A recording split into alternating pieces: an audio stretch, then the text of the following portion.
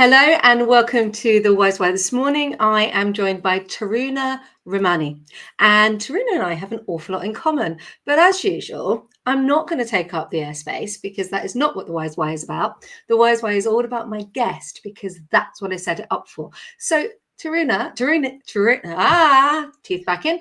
Turana, please introduce yourself and explain why we have so much in common. Hi, Kirsty. It is great to be here. And yes, we have so much in common because we are two women empowering people to find their voice, go up there and share their stories, their highs, their lows, their successes, right? Um, in the most impactful way that they can. I said, that's what you and I have in common. And it's incredible. And this is what people think. They think this whole fear of I can't public speak, I can't go and address a room, I can't tell a story. And yet, stories are the foundation of our entire life. I wondered if you could expand a bit more on that. I completely agree. And there's this huge smile on your face and my face because literally before we went live, we were sharing our stories, isn't it? I mean, they bring everything to life, Christy. You and I, we are so far from each other, right? I haven't seen you in person. You haven't seen me in person. But what is it that connects people with each other? It's always stories, right?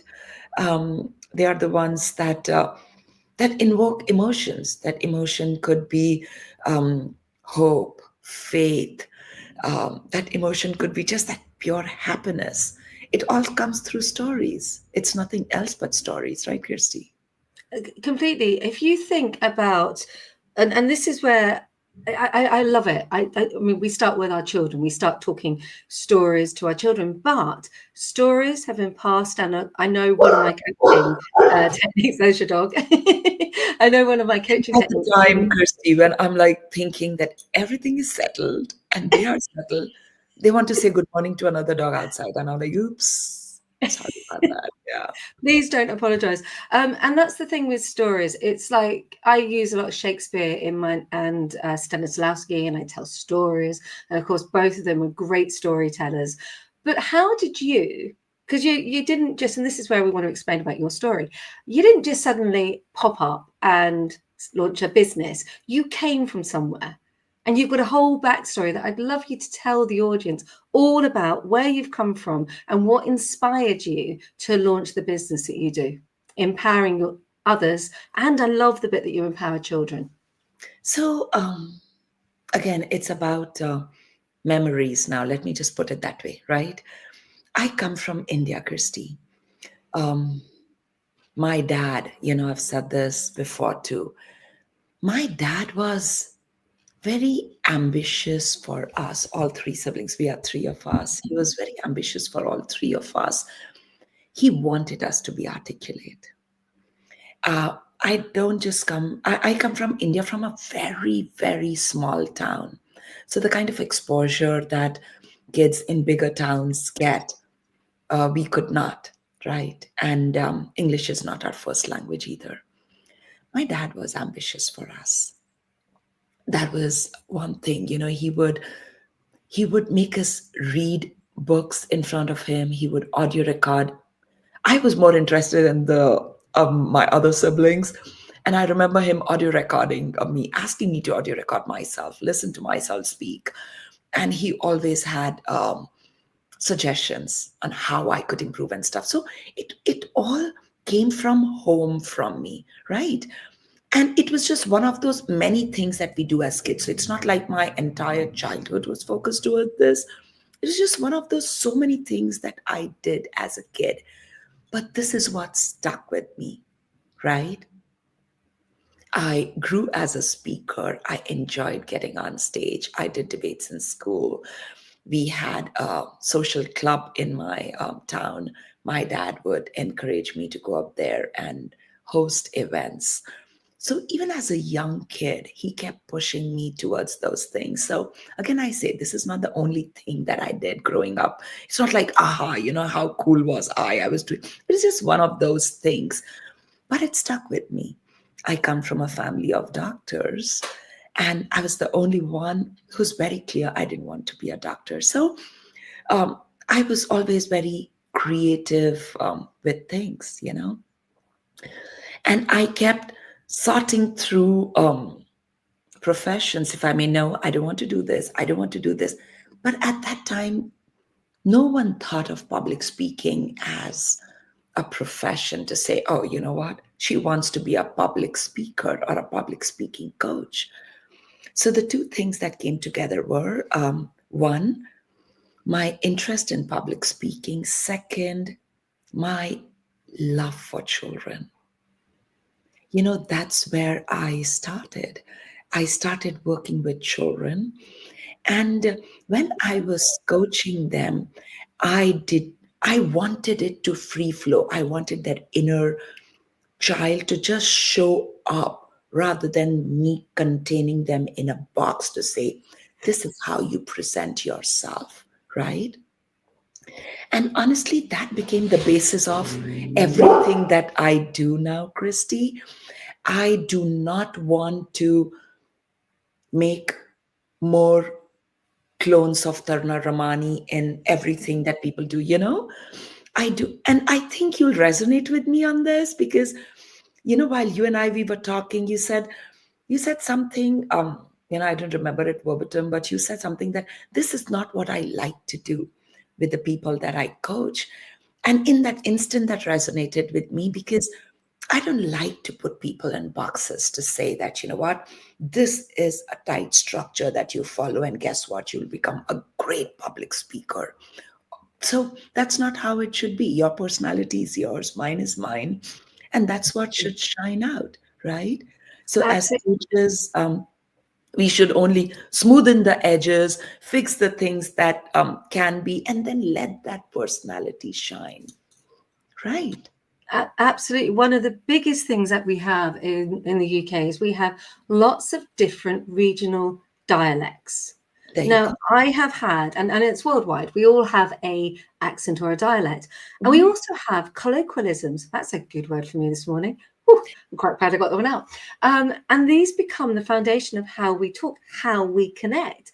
And the Mhm. minute we stop and we try to be something we're not, particularly as camera is my speciality, especially on camera, because the camera sees the fakeness, the Mhm. camera sees the tension, the camera sees you trying to be what you're not. And the reason I said absolutely to you coming on this and us debating and talking about public speaking and our journeys was because I also started with children.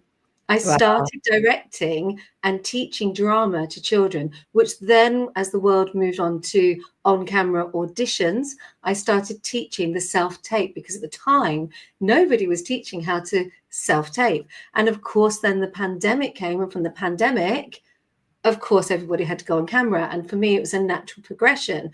The public speaking coaching was kind of later for me because I kind of tried to shy away from it because I thought all these coaches, until I started to uncover people like yourself. There's another guy, Richard, I cannot remember his name. I'm going to call you out, but I can't remember your name, but I'll tag you. Yeah, I think he calls it Speakeasy. I love it when my brain stops. But we don't coach people to be like us. You know, another Kirsty Vanderbilt would be a nightmare. Can you imagine it? So you've come from India. How and how did you go from India? Because you're in the United States, aren't you? Yeah. So tell me about that journey. Well, no, actually, don't tell me. Tell the audience because I know that they'll love to know how you came. Because I had Nipun Anand on one of my very first episodes, and he'd also travelled from India via Cardiff and up to Aberdeen. And I know that the audience love, of course, it's a story. They love to hear how you got to where you are today. It's so interesting. I was in India, and I was getting a preschool constructed, right? That preschool was in the groundwork, the foundation had been laid, and we were going up with the structure of it, right? And that's when my husband got this opportunity. He wanted to come and explore it. I followed him. And in my head, I'm very clear that I'll do my master's and I'll go back and I'll use all of that knowledge that I'm getting from here, and go back and use it in India, right? Because I already had a plan laid out with that preschool. I said, that's how this is going to turn out. So, those 2 years, Christy, I did my master's. I did credits with early childhood care and education. I volunteered in a preschool because I'm like, you know what? I will do everything possible in these 2 years, gain all that experience, and take it back to my home country. But things changed because my kids loved it here. They loved the freedom, because I come from Delhi in India. That was crowded, right? And here my kids, they could ride their bikes on the roads. They could just be by themselves, and they loved the freedom. And that's when we decided that, you know what, we will stay back because my husband was loving his job. I had to reset myself at that point, Mhm.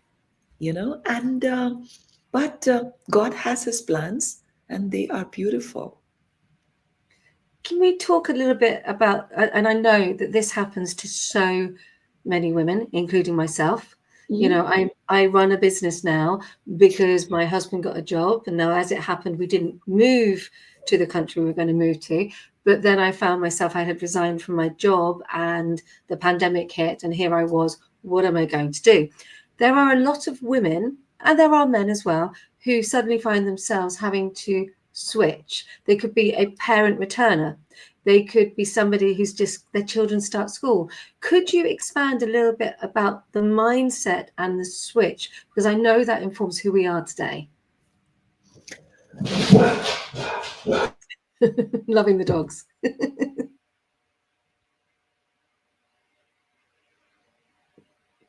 So, they just want to say good morning everywhere. Can I do something about this? Oh, don't worry about the dogs. Keep going. Honestly, the apps I have had an episode with Haley, who will be watching this at some point later today, and Jim did not stop barking all the way through it. This is the beauty of going live, and I would hate. That's the big thing. That's the authentic connection with the wise why. Because we're live, we have no idea what's going to happen. There you So go. honestly, if the dogs come in, that's absolutely fine as well. We can handle it. We're public speaking trainers. Beautiful. We can handle Yay. anything. Christy. So, it is, Christy, I strongly believe it's all about the mindset. Whatever, I was talking to someone yesterday, someone that I'm coaching, and she said, Tarna, I am so nervous because she has an opportunity to speak on Women's Day. She has a beautiful story. And she said, Tarna, I don't think I can handle it. Don't think I can handle the pressure of speaking in front of a lot of people and everything. Mhm. And I'm not quoting him correctly, probably, but I'll still go ahead. Henry Ford said, whether you think you can or you think you can't, you are absolutely right. So if the chatter is telling you that I don't think I can, it's right. Or if it's telling you, you know what, I think I can, that's right. So you have to find your truth, right?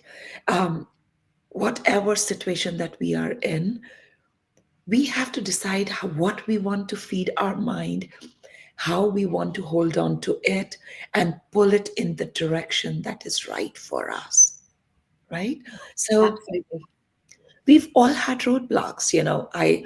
When I started my career, and that was late, and my parents were like, what are you doing with your life? Because now they're doctors, right? My mom is a doctor. She is, God bless her, in her 90s now. Um, and a firebrand doctor at that, again, coming from a small town, a large family. She chose to fund for her own education and become a hugely successful doctor. She traveled the world because she wanted to travel. She sang, she danced whenever she could. and she ran a beautifully successful career. So, as kids, we saw her making choices and being a good mom, good at her work, and finding time for herself, right? So, we all make choices. I didn't start with a profession um, that my parents would have thought I would, they would have wanted me to, right?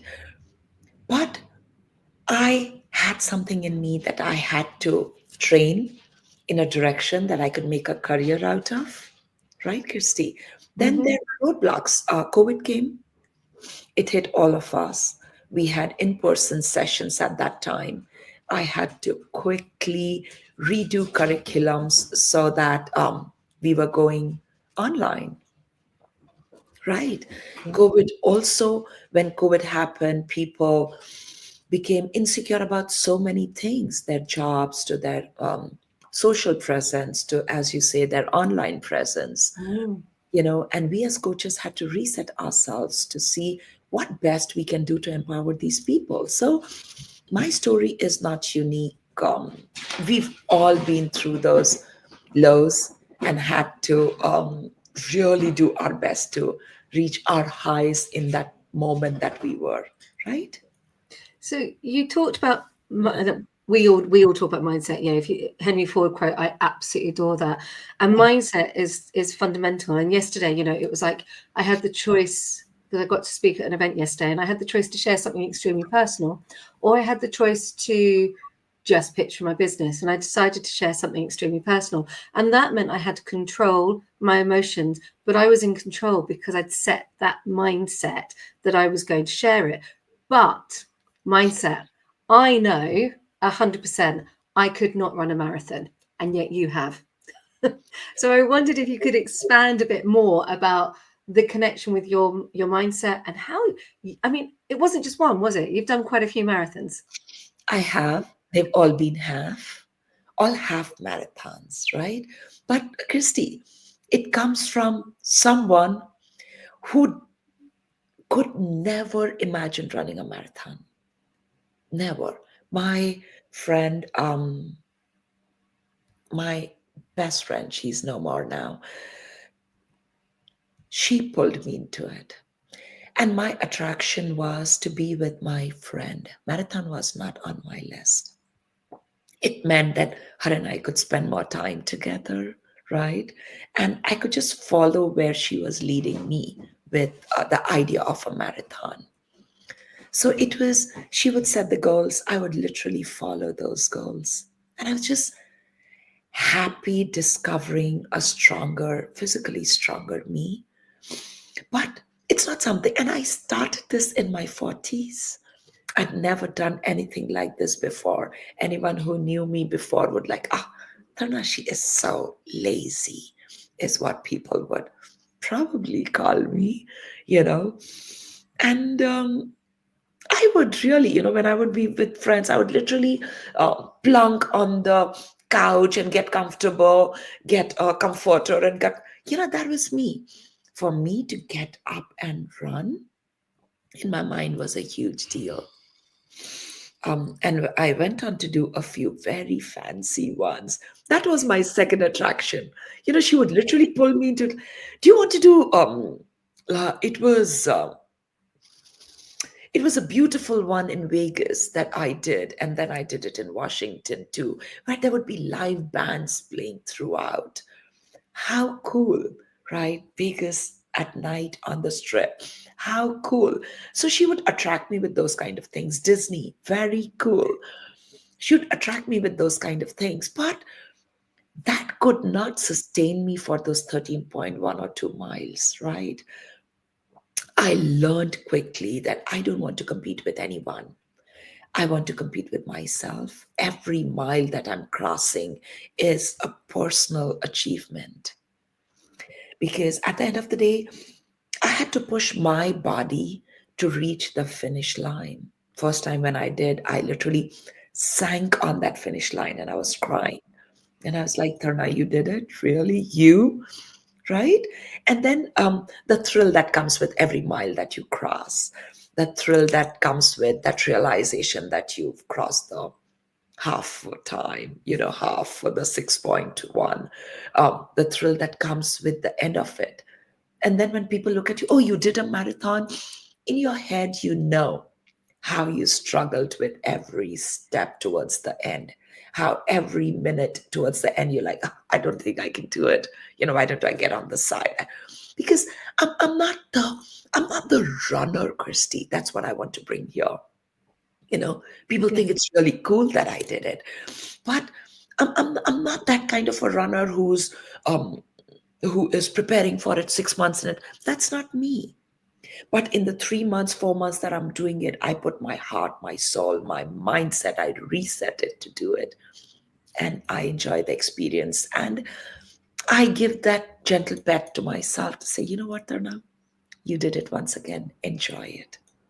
And I love the fact that you do that gentle pat to yourself. I do it to myself. Some people I know journal. I do because I'm not a journaler.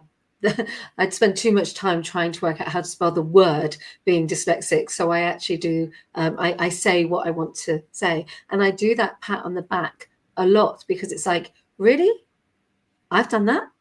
I'm here, really? And I check in. And I think that's a really important thing. And I also tell my clients to check in and evidence. And I'm sure you do the same. Evidence where you've come from, evidence how far you've grown, and that brings me on to asking you, because it'd be really foolhardy if I didn't. Could you expand and give a lovely bit of wisdom to somebody who might be sitting? Now, I could do this, but it's much more fun coming from you, who could be sitting going, I cannot public speak. I cannot stand up in a room. Even just to go networking and meet other business owners is too scary. I cannot go and introduce myself.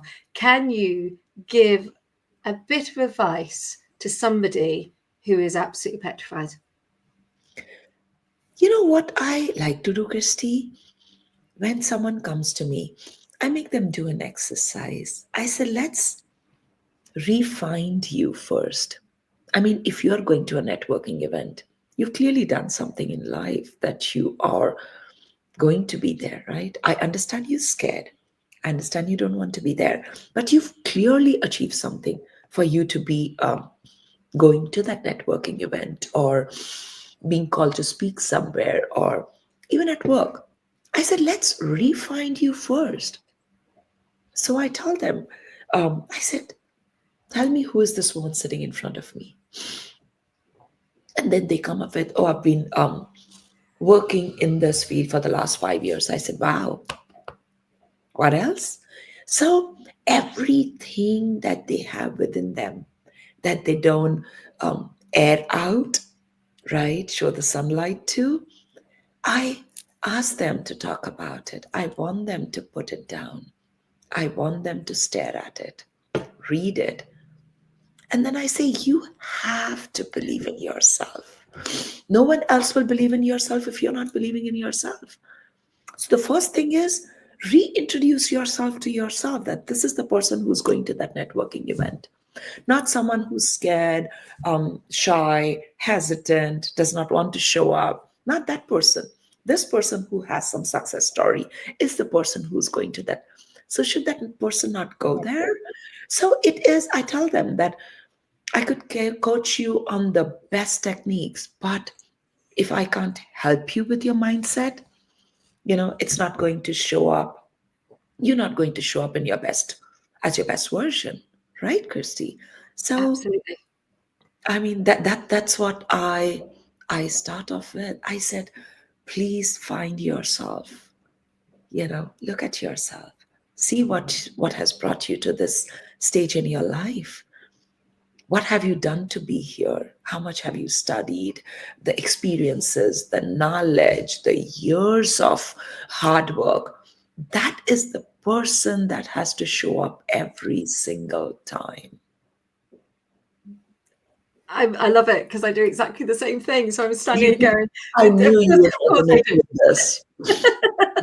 Of course I do. That is exactly what I do. I become the sounding board for There somebody you to go. evidence where they've been. So I'd like you to talk about you've come from India, you're in the United States, your husband got a job over there.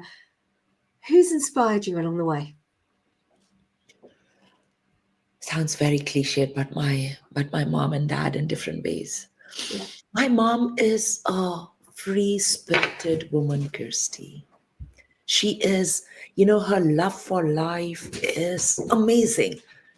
Today she is going through dementia, Yeah. but that smile on her face, I'm like, not just now, but forever. She she lights up her own fire, her halo. She does that to herself. And it is her. And then my dad is a very determined person. He sets goals and he wants to reach them. So honestly, it's literally the two of them. Yeah. And I absolutely adore it. My mom used Mhm. to record me. As just going back to your first, when we first started talking, my mom used to record me speaking because I was born with a speech impediment and quite a serious one. So I had to have an operation. So to help me learn to speak at 4.5, she used to record me. And so hearing that is just such a beautiful story. So this is where the tables get to be turned, and you get to throw a question back at me. You've been in the hot seat for 25 minutes, so you get to throw a question back at me, and I've got no idea what it is. So fill your boots. So, I would be. So, you just told me about the challenge that you had growing up. I didn't know about that. What is your story that brings you here as a coach, Kirsty? Because when people have challenges, and I want, because I'm sure the listeners have heard your story before, Kirsty, but Yeah, when you are struggling with something, right, you indirectly keep feeding to yourself that I don't think I can do it. yeah, This is so hard. This is impossible. Um, and then from there on to in becoming a coach, empowering others is huge. yeah. So So what is it that um, made that switch? I not want to ask you your story then, because your audience knows it probably. no, I no, they don't know everything, and I'm quite private on a lot of stuff. I've started talking about more recent things and be a bit more open because um, I found out something important, and so I'm now talking about being a woman who spent time in a refuge. But actually, it starts right the way back to being 3 years old. Well, actually, younger than that. So I talked about this because I was born with a speech impediment, so I couldn't actually speak until I had an operation. So I could speak, so it's really hard to explain it. I could make vowel sounds. I couldn't make any consonants. So you'd had just er, ooh, OE. So it was, I spoke, but nobody understood me. So, and the reason I couldn't speak was my mum, and she's open about this, she took a drug called Debendox, and Debendox gave me a hole in my throat. So at 4.5, finally, after my mum had been to hell and back with this, it got diagnosed and I had an operation, and then I had to learn to speak. But during this period of horrendous time for my mom. She is the most inspiring woman in the world. Mom, I love you. Absolutely incredible. Strong as so strong. A little bit too strong in her own way. My sister was knocked down. So when I was 3, my sister was unfortunately knocked over in a road traffic accident. Now she's alive and she lives with my mum and dad. So again, mum, dad, you rock.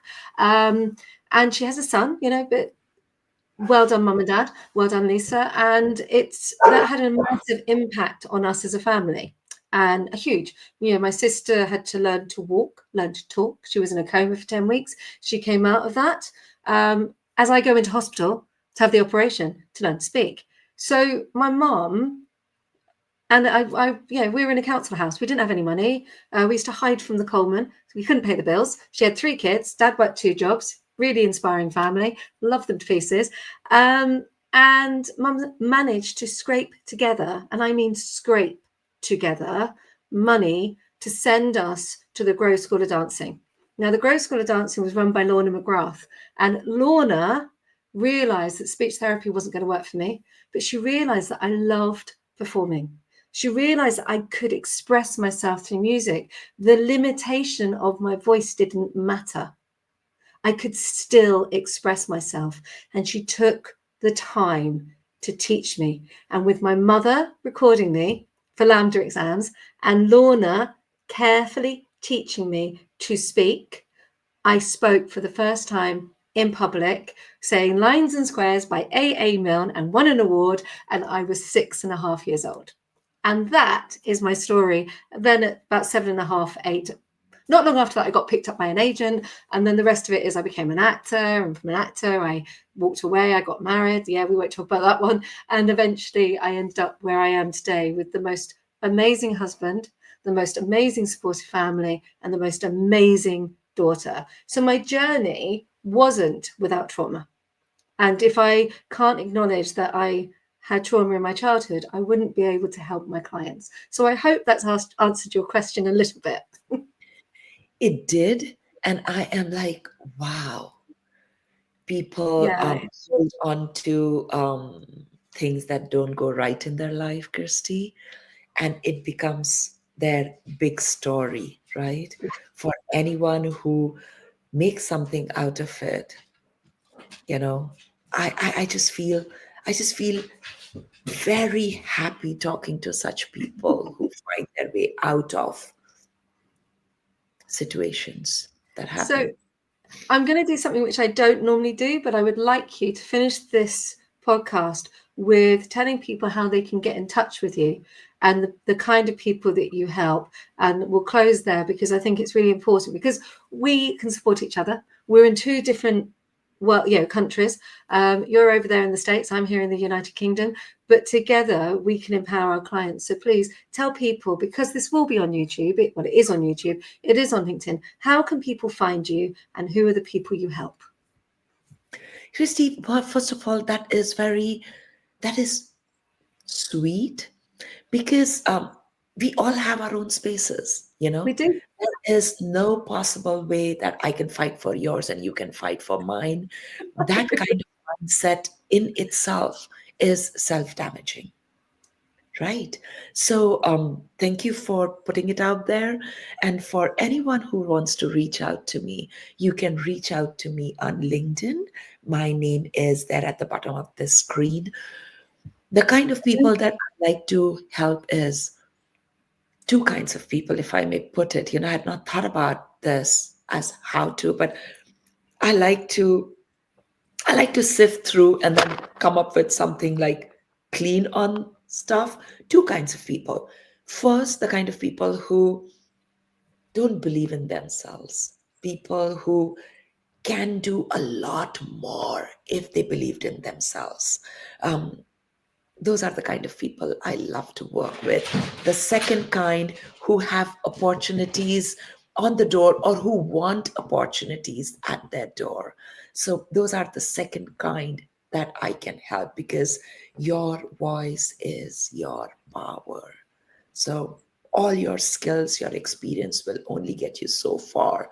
But if you um, do well with the way you show up and use the power of your voice, you will see success at your door. So those are the two kind of people, Kirsty, that I love working with.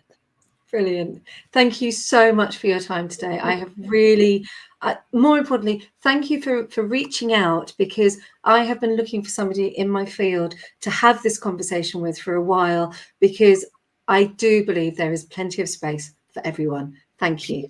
Thank you. Thank you so much. This was a beautiful conversation, Kirsty, and wishing you the very best. And back at you. Thank you. Thank you.